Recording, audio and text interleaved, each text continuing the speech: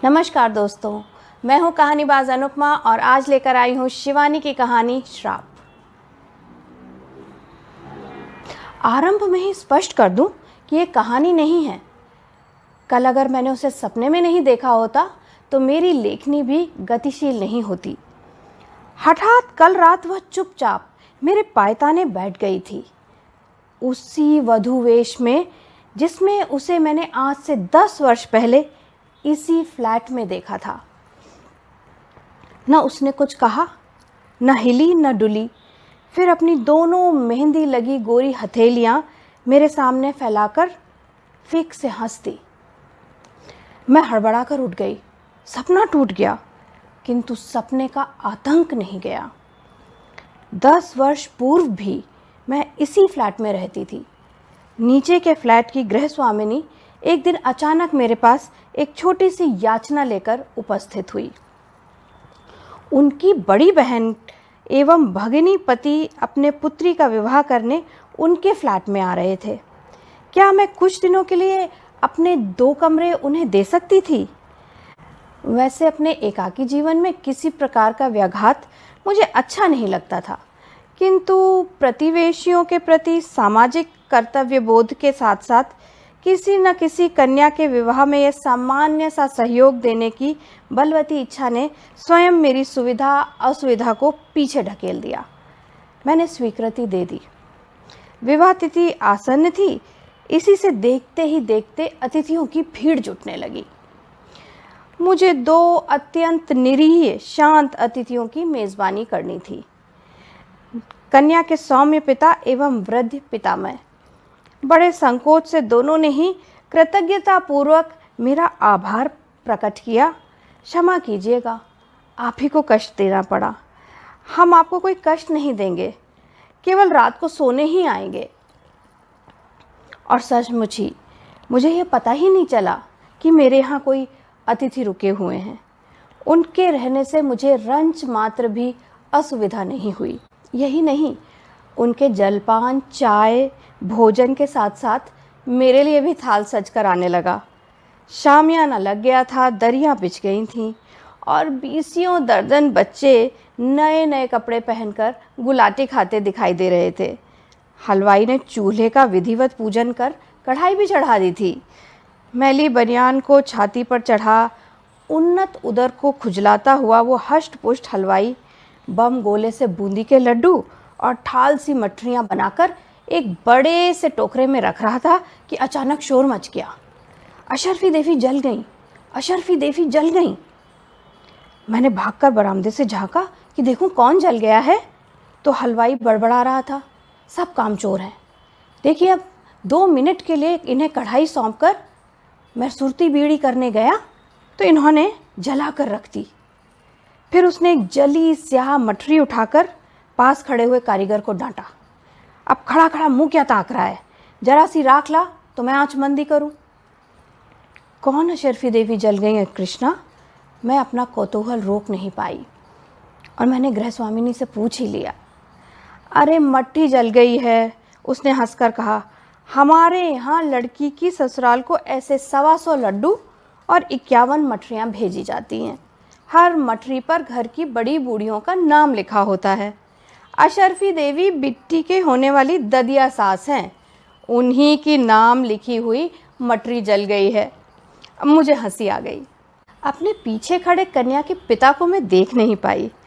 अब देखिए ना, वो खिसियाए से स्वर में बोले, कैसे बेकार के रीति रिवाज हैं और एक हम हैं कि इन्हें मनाए जा रहे हैं, पर मजबूरी है ना, न करें तो सब लोग सोचेंगे कि शायद ये पैसा बचा रहे हैं।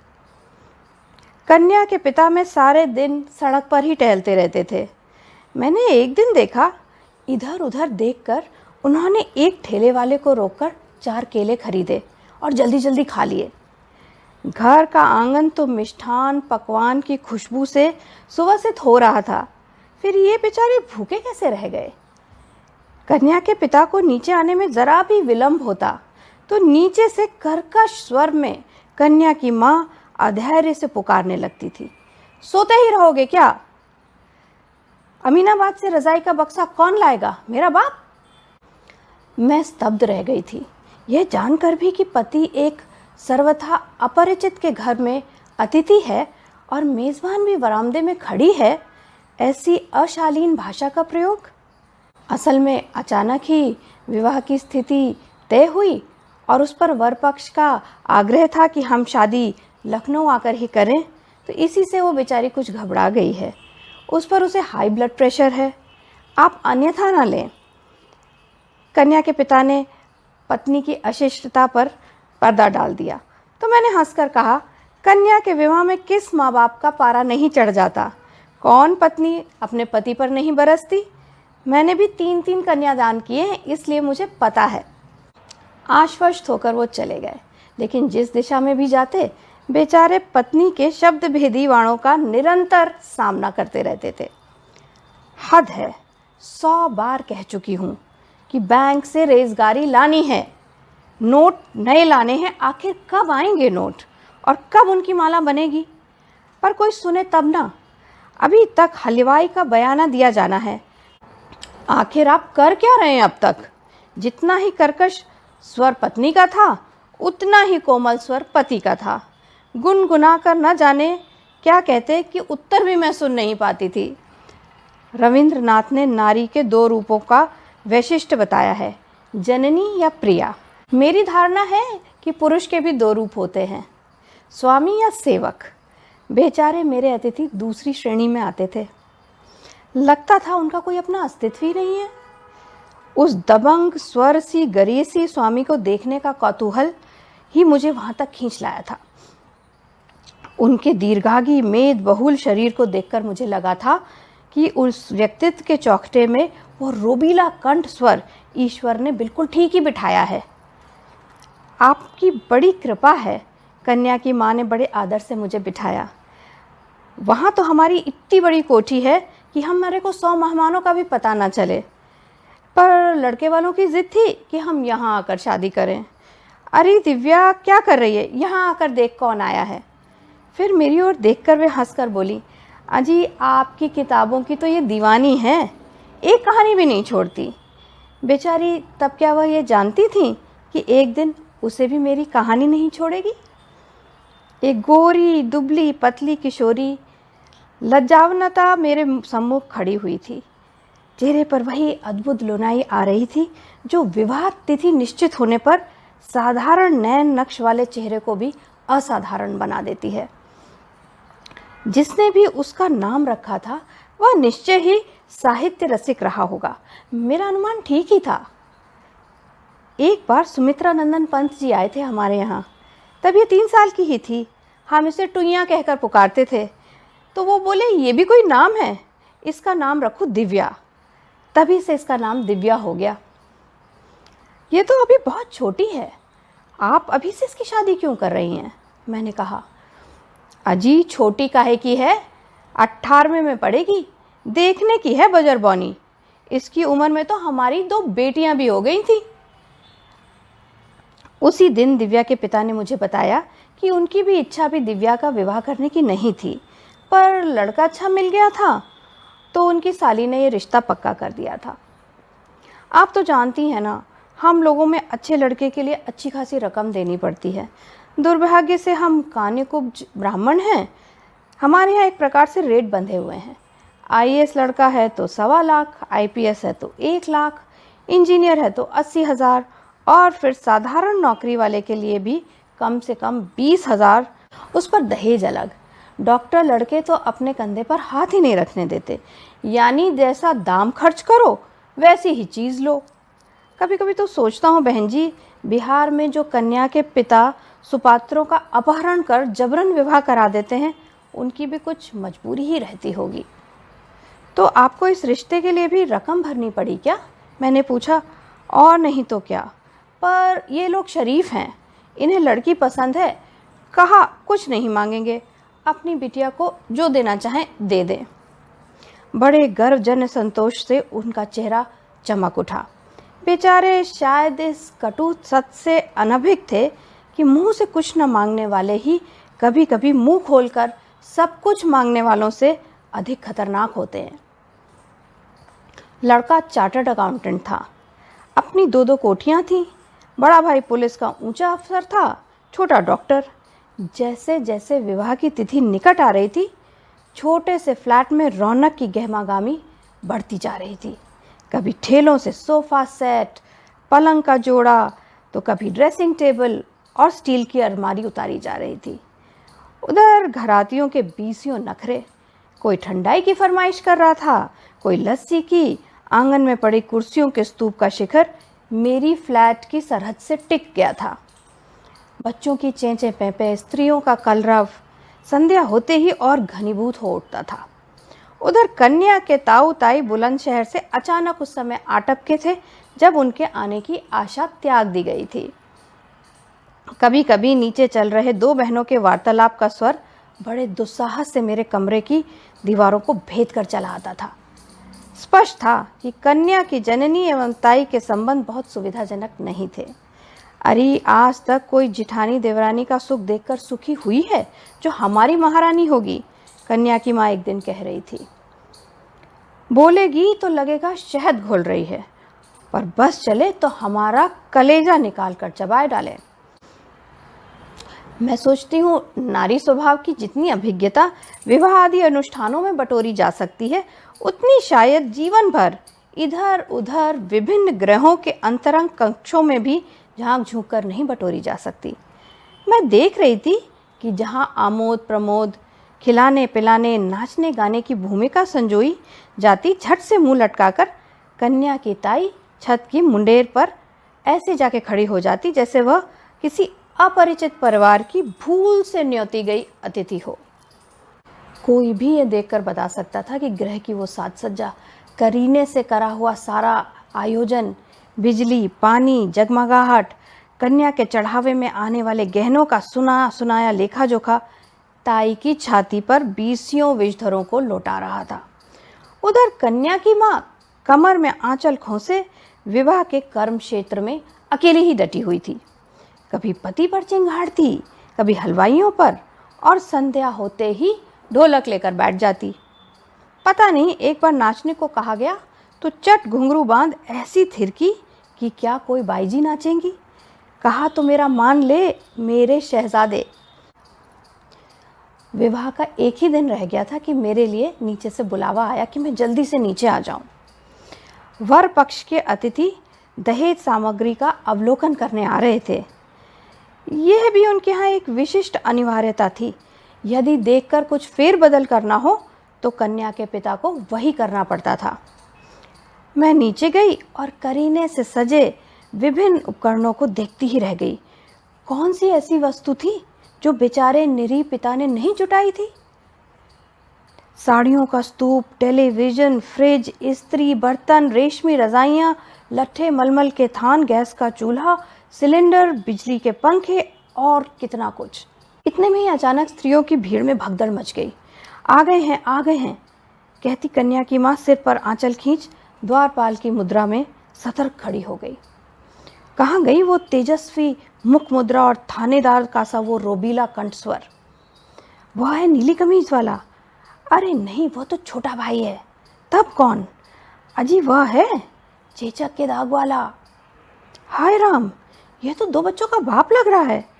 विभिन्न फुसफुसाहटों के सूत्र से मैंने भी दूल्हे को पहचान लिया।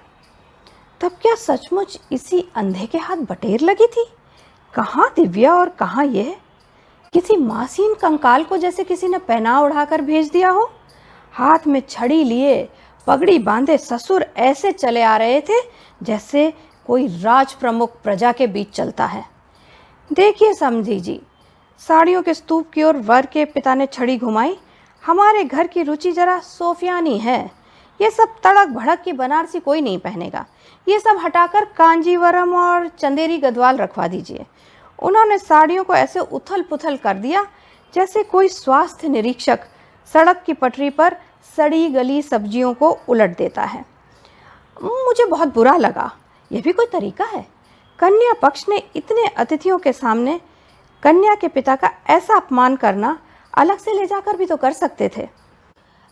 कन्या के पिता अंत तक हाथ जोड़े ऐसी व्यर्थ कृतज्ञ मुस्कानें बिखेरते रहे जैसे कह रहे हों आपकी जूती मेरा सर। चलते चलते सहसा वर के पिता मुड़े, हमने तो आपसे कह ही दिया था, हमें कुछ नहीं चाहिए।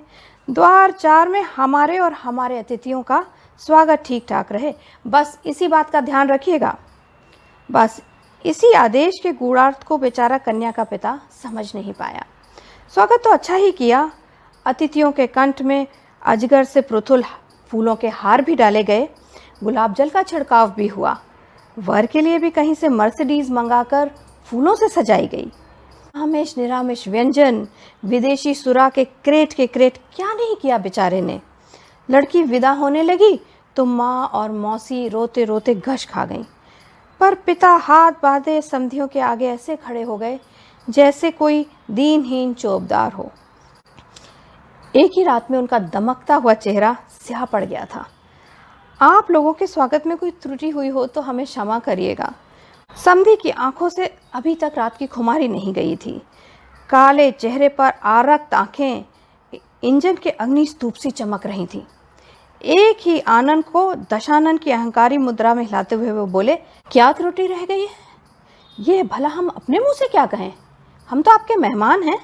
पर हाँ, ये जो 500 आपने द्वार 4 में रखे हैं ना, ये लीजिए, इन्हें आप हमारी ओर से अपने नाई, धोबी, मेहरी और सालियों को बांट दीजिए। इस अपमान से कन्या के पिता का चेहरा स्याह पड़ गया। मैं वहीं खड़ी थी। एक क्षण को उस निरीह व्यक्ति का अपमान स्वयं मेरा अपमान बन गया था। जी में आया नोटों की गड्डी जिसे वर के पिता बरबस उनके हाथों में ठूंस रहे थे, छीनकर उन्हीं के मुंह पे मार दूं। पर मुझे किसी के व्यक्तिगत कर्म क्षेत्र में कूदने का अधिकार तो था नहीं। रात को वो नित्य के भांति अपने दरवाजे का ताला खोल रहे थे कि मैं टेलीफोन की घंटी सुनने आई। उन्होंने निरीह दृष्टि से मुझे देखा और सिर झुका लिया, जैसे दोपहर की उस भद्दी घटना के लिए वही जिम्मेदार हूँ। चलिए, सब कुछ निर्विघ्न संपन्न हो गया, आपको बधाई भी नहीं दे पाई मैं। वे एक पल चुप खड़े रहे, फिर रूंधे गले से बोले, आप तो सब सुन ही रही थी। कैसे विचित्र लोग हैं। पहले स्वयं ही कहा कि हमें कुछ नहीं चाहिए, केवल कन्या के हाथ पीले करके हमें सौंप दीजिए। अब चलते चलते पैंतरा बदल लिया। मुंह खोलकर कहते तो हम उनकी वह मांग भी पूरी कर देते। अब दिव्या की चिंता लगी रहेगी, बहुत भोली है बेचारी। आगे बोले, आज पिताजी तो वो सब नाटक देखकर नाराज होकर कानपुर लौट गए। बोले, कसाई को गाय थमाना हमने तो नहीं सीखा, अब तुम और बहू ही ये लेन देन निभाते रहो, हम तो चले। देखिए, आप चिंता ना करें, सब ठीक हो जाएगा। ऐसी सुंदर लड़की है आपकी, रूप गुण देखकर वो अपनी सारी मांगे भूल जाएंगे। पर अब मैं कभी कभी सोचती हूँ कि नारी होकर भी मैंने उन्हें एक नारी के प्रति हो रहे अन्याय का विरोध करने के लिए क्यों नहीं उकसाया। क्यों नहीं कह सकी कि जो सगाई में ऐसा नीच लोलुप स्वभाव का परिचय दे रहे हैं, उनके यहाँ सगाई करना ठीक नहीं है। अभी भी क्या बिगड़ा है, तोड़ दीजिए ये सगाई। विवाह हुआ था और बड़ी धूमधाम से हुआ था। इसी से थकान उतारने में कन्या पक्ष को भी 3-4 दिन लग गए। फिर अचानक एक दिन कन्या के पिता ने मुझसे विदा मांगी। उस दिन साली के यहाँ से डेरा डंडा उखाड़कर प्रवासी परिवार चला गया। मैं उन्हें पहुँचाने बाहर तक जाकर लौट ही रही थी कि देखा उनकी दीवार पर 2 दुबली पतली हल्दी सनी हथेलियों की छाप बनी हुई है। हमारे यहाँ ससुराल जाने से पहले लड़की यही छाप मायके की दीवार पर लगा जाती है, दिव्या की मौसी ने कहा। मन न जाने कैसा हो गया था। क्या पुत्री का ये स्मृति चिन्ह सदा अम्लान रह पाएगा? धीरे धीरे प्रत्येक वर्ष की पुताई के साथ साथ ही वह छाप धुंधली पड़ती पड़ती सिर्फ एक रेखा मात्र रह गई। दिव्या के मौसी की बदली हुई और वहाँ दूसरा परिवार आ गया। उन्होंने दीवारों पर डिस्टेम्पर करवाया और पूरे फ्लैट का नक्शा ही बदल गया। एक दिन दिव्या की मौसी मिल गई। दिव्या कैसी है? मैंने पूछा। उस मासूम चेहरे को मैं भूल नहीं पाई थी। अब कहाँ है वो? एक लंबा सांस खींचकर उन्होंने कहा, क्या? विवाह के 4 महीने बाद ही गैस पर खाना बना रही थी, नायलॉन की साड़ी पहनी हुई थी, आंचल में आग लगी, पूरी ही झुलस गई। दूसरे ही दिन अस्पताल में ख़त्म हो गई। भारी मन से मैं घर लौटी। दीवार देखते ही धूमिल हथेलियाँ जैसे फिर सब कुछ खोलकर मेरे सामने खड़ी हो गई थी। क्या सचमुच ही उसका आंचल अनजाने में आग पकड़ बैठा था? उसकी विदा के क्षण उसके ससुर का उग्र कंठस्वर फिर कानों में गूंज उठा। क्या त्रुटि रह गई है, ये भला हम बताएंगे। उसी त्रुटि को बताने के लिए तो कहीं उस दशानन ने उस फूल सी सुकुमार लड़की की हल्दी लगी हथेलियों की छाप सदा सदा के लिए मायके की दीवार से मिटा दी थी। पर ऐसा कुछ हुआ होता तो मौसी कुछ न कुछ तो बताती। पर जो मौसी नहीं कह पाई वह स्वयं उसकी माँ आकर बता गई। किसी वकील की राय लेने लखनऊ आई थी, मुझसे भी मिलने चली आई। मुझे देखते ही रोने लगी। आपके ऑटोग्राफ लेगी कहती रही। शादी की भब्बड़ में हम लोग सब भूल गए। मार डाला कसाईयों ने मेरी बेटी को। मैं भी नहीं छोड़ूंगी। मेरी कोख बलबला रही है। बहन, खबर पाते ही मैं अस्पताल भागी थी। लड़की तड़प रही थी। बहन ने कहा, जीजी तुम मत जाओ, तुमसे नहीं देखा जाएगा। पर मैंने उसे धकेल दिया। उफ, मेरी सोने की छड़ी जलकर कोयला बन गई थी। थोड़ा थोड़ा होश था। मैंने पूछा, बेटी कैसे हुआ ये सब? वो बोली, अम्मा हुआ नहीं, किया गया है। और बस उसने आंखें पलट दी। न वहाँ उस बयान का साक्षी था, न नर्स, न डॉक्टर। हाँ, एक साक्षी थी, मेरी अपनी सगी बहन, पर वो मुकर गई। मैंने चीख चीख कर कहा, मेरी बेटी जली नहीं है, उसे जलाया गया है। उसने स्वयं मुझे बताया है। पर मेरी ही सगी बहन ने मेरा मुंह दबा दिया। क्या कह रही हो जीजी? दिव्या खाना बनाते समय जल गई थी, किसी ने नहीं जलाया उसे। मैं स्तब्ध थी। वो आंखें पोंछती हुई उठी। इसी से मैं आपके पास आई हूँ, कृष्णा के पास नहीं गई। फ़ोन किया था तो बोली, जीजी तुमने तो पुलिस केस किया है तो हम तुम्हारी कोई मदद नहीं कर पाएंगे, तुम उसे भूल जाओ। भूल जाऊं? 10 महीने जिसे गर्भ में रखा, पाला पोसा, जिस अनजान खूंटे से बांधा वो गाय सी वहीं बंध गई, उसे भूल जाऊं? मैंने भी श्राप दिया है। जैसे उस कसाई ने मेरी बेटी को जलाया, वैसे ही वह भी तिल तिल जलकर मरेगा। उसकी आंखों से जैसे आग की लपटें निकल रही थीं। सच्चे हृदय से निकली बद्दुआ कभी व्यर्थ नहीं जाती। वर्षों पूर्व ऐसे ही श्राप को फलीभूत होते मैंने स्वयं देखा है। अल्मोड़ा के ऐसे ही एक सच्चे ब्राह्मण ने श्राप दिया था तत्कालीन जेलर को, और रात बीतते बीतते चुटकियों में ही उसके प्राण निकल गए थे। कुमायूं केसरी बद्री दत्त जी तब स्वतंत्रता संग्राम में जेल में बंदी थे। क्रूर जेलर के अमानुषिक अत्याचार से क्रुद्ध पंडित जी ने नहा धोकर हाथ में जल लेकर कहा था, अरे दुष्ट, ले, मैं कुमायूं का ब्राह्मण तुझे श्राप देता हूँ, जैसे तू हमें मार रहा है भगवान तुझे मारे। और भोर होते ही दिल के दौरे से जेलर की मृत्यु हो गई थी। फिर तो जहाँ पंडित जी जल हाथ में लेते थे, सुना है कि बड़े से बड़े अफसर भी उनके चरण पकड़ लेते थे। किंतु अब कहाँ है वैसे सच्चे ब्राह्मण, और कहाँ है वो ब्रह्म तेज? इतने वर्ष बीत गए, फिर दिव्या की माँ मुझसे कभी नहीं मिली। पता नहीं उसके दुखी हृदय से निकला हुआ वह श्राप फलीभूत हुआ या नहीं, किंतु मेरे फ्लैट की निचली दीवार से हल्दी लगी उन हथेलियों की छाप अब एकदम विलीन हो चुकी है। तो कैसी लगी आज की कहानी, शिवानी की कहानी श्राप। मेरा चैनल जिसका नाम है Anupama the non apologetic woman, इसको लाइक और सब्सक्राइब करना मत भूलिएगा, क्योंकि इस चैनल पे होती हैं हिंदी की सर्वश्रेष्ठ कहानियाँ, कविताएं, नज़में, ट्रैवल स्टोरीज़, फूड और वो सारे विचार जो आप कहीं और नहीं सुनेंगे। तो मेरे चैनल को लाइक और सब्सक्राइब ज़रूर करिए और मुझे ज़रूर बताइए कि ये कहानी आपको कैसी लगी। मेरा ईमेल आईडी है makehappyfoundations@gmail.com। आज के लिए इतना ही, फिर मिलूंगी एक नई कहानी के साथ। नमस्कार।